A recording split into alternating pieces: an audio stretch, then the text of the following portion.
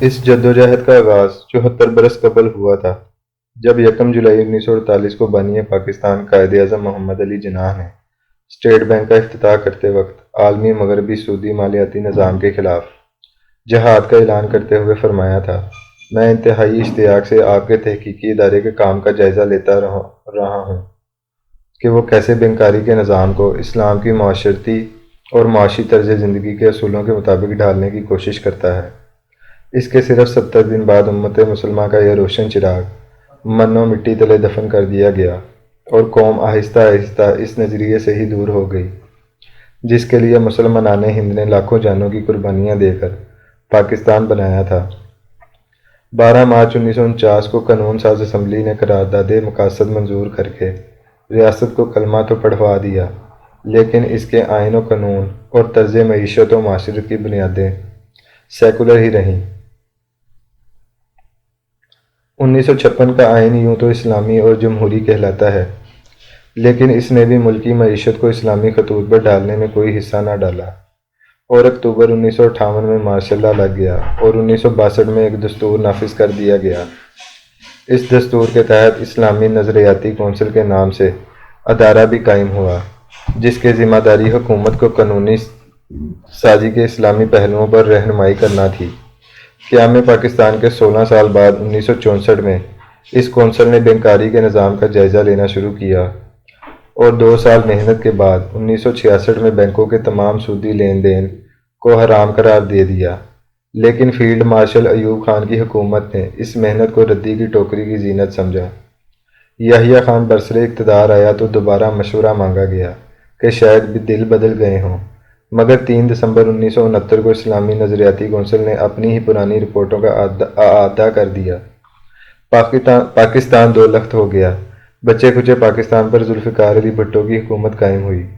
1973 میں ایک اور اسلامی جمہوری دستور منظور ہوا، لیکن اس کے تحت بھٹو نے بینکاری سود پر کوئی رائے طلب نہ کی۔ 6 جولائی 1977 کو ضیاء الحق برسر اقتدار آیا تو اس نے آئین و قانون کو اسلامی بنانے کی اپنی مہم کے تحت اسلامی نظریاتی کونسل سے رجوع کیا۔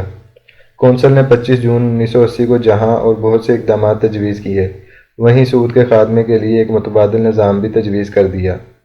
انہی سفارشات کے تحت وفاقی شرعی عدالت قائم کی گئی اور سپریم کورٹ میں شریعت اپیل بینچ کا قیام عمل میں لایا گیا، لیکن کمال حیرت یہ کہ دونوں عدالتوں پر پابندی لگا دی گئی کہ وہ دیگر تمام معاملات کے بارے کیس سن سکتے ہیں، لیکن 10 سال کے لیے مالی معاملات نہیں سن سکیں گے۔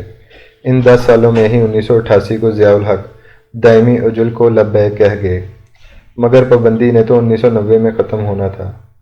جیسے ہی پابندی اٹھی تو محمود الرحمان فیصل نامی ایک شخص سودی بینکاری کے خلاف وفاقی شرعی عدالت جا پہنچا۔ بند ٹوٹا تو ایک ساتھ 115 درخواستیں جمع ہو گئیں۔ شرعی عدالت نے روزانہ سماعت کی بنیاد پر کام کیا اور صرف 1 سال کے اندر اکتوبر 1991 میں 157 صفحات پر مشتمل تفصیلی فیصلے میں تمام بینکاری سود کو حرام قرار دے کر حکومت کو حکم دیا کہ وہ 30 جون 1992 تک تمام سودی بینکاری ختم کر دے۔ اس وقت نواز شریف برسر اقتدار تھے، انہیں سودی بینکاری کے خاتمے کا ایک موقع ملا تھا، مگر انہوں نے آخرت کا سودا کرنے کی بجائے فیصلے کے خلاف سپریم کورٹ میں اپیل دائر کر دی۔ اس کے بعد 1992 سے 1999 تک 7 سال گزرے، مگر نواز شریف اور بے نظیر حکومتوں نے شریعت اپیل بینچ ہی پورا نہیں ہونے دیا کہ کہیں فیصلہ ان کے خلاف نہ آ جائے۔ مشرف کے آنے کے بعد جو اچانک ایک انتظامی افراتفری مچی تو سپریم کورٹ کا شرعی بینچ مکمل ہو گیا اور کسی کو پتہ نہ چل سکا۔ اس بینچ میں جسٹس خلیل الرحمان، جسٹس منیر شیخ، جسٹس وجیہ الدین احمد، جسٹس تقی عثمانی اور جسٹس محمود احمد غازی شامل تھے۔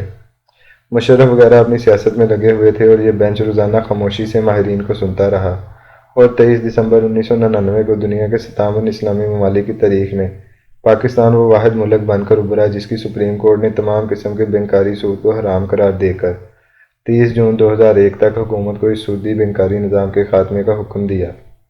مشرف تیز آدمی تھا، وہ اس فیصلے کے بعد خود خاموش بیٹھا رہا، لیکن اس نے یونائیٹڈ بینک کے ذریعے سپریم کورٹ کے فیصلے کے خلاف ایک نظر ثانی کی درخواست دائر کروا دی۔ پی سی او آ گیا اور گزشتہ شریعت بینچ کے 5 ججوں میں سے 4 فارغ کر دیے گئے۔ اب چیف جسٹس شیخ ریاض کی سربراہی میں ایک نیا بینچ تشکیل دیا گیا، جس میں علماء کی نشستوں پر آنے والوں میں سے ایک رشید احمد جلندری تھے، جو ہمارے ساتھ بلوچستان یونیورسٹی میں اسلامیات کے استاد تھے اور اپنے حلیے اور وضاحت سے جدید فلاسفر نظر آتے تھے، اور دوسرے ڈاکٹر خالد محمود تھے۔ انہیں خصوصی طور پر مانچسٹر کی جامع مسجد سے بلا کر سپریم کورٹ کا جج لگایا گیا۔ تبرک کے طور پر ایک جج منیر احمد شیخ کو پرانے بینچ سے بھی لے لیا گیا۔ اس بینچ نے سپریم کورٹ کی تاریخ کا انوکھا فیصلہ کیا۔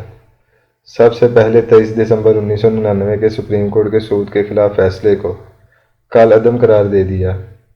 اب چاہیے یہ تھا کہ اس کے بعد خود اپنا کوئی فیصلہ تحریر کرتے، لیکن ایسے میں اس 1000 صفحات پر مشتمل فیصلے کا جواب دینا پڑتا۔ اب ایک چال چلی گئی۔ فیصلے میں لکھا گیا کہ چونکہ وفاقی شرعی عدالت کی سطح پر ہی کیس صحیح طرح نہیں سنا گیا، اس لیے اسے واپس وفاقی شرعی عدالت میں بھیجا جاتا ہے۔ 25 جون 2002 کو سپریم کورٹ معاملہ واپس وفاقی شرعی عدالت کے سپرد کر دیا۔ اس قوم کے دردمند اور سود کے خلاف جنگ کرنے والے حضرات ایک بار پھر 19 سال 9 ماہ اور 3 دن پیشیاں بھگتتے رہے، بحثیں ہوتی رہیں، اور بالآخر وفاقی شرعی عدالت نے دوبارہ 28 اپریل 2022 کو تمام قسم کے بینکاری سود کو حرام قرار دے کر حکومت کو 5 سال کی وسیع مہلت دی تاکہ اپنے نظام کو سود سے پاک کر لے۔ لیکن شاید ابھی اس حکم نامے کی سیاہی بھی خشک نہیں ہوئی ہوگی کہ اقتدار کے ایوانوں میں سوچ و بچار شروع ہو گئی۔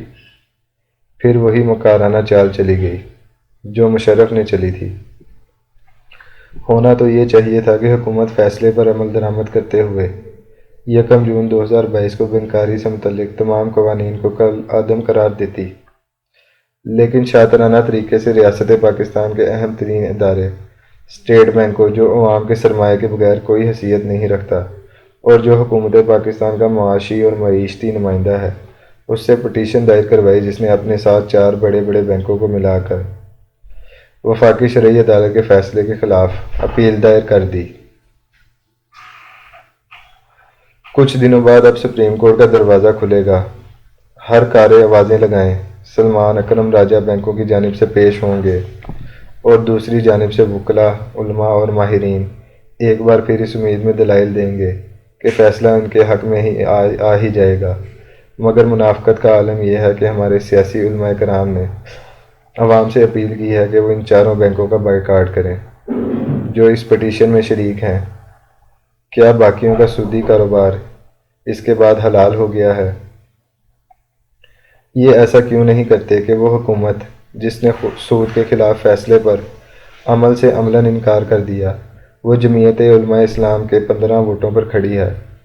اگر اس مسئلے میں احتجاج کرتے ہوئے حکومت چھوڑ دیں تو یہ جدید تاریخ کا بہت بڑا واقعہ ہوگا کہ پاکستان کے علماء کرام نے سود کے معاملے میں حکومت کا ساتھ چھوڑا اور حکومت گر گئی۔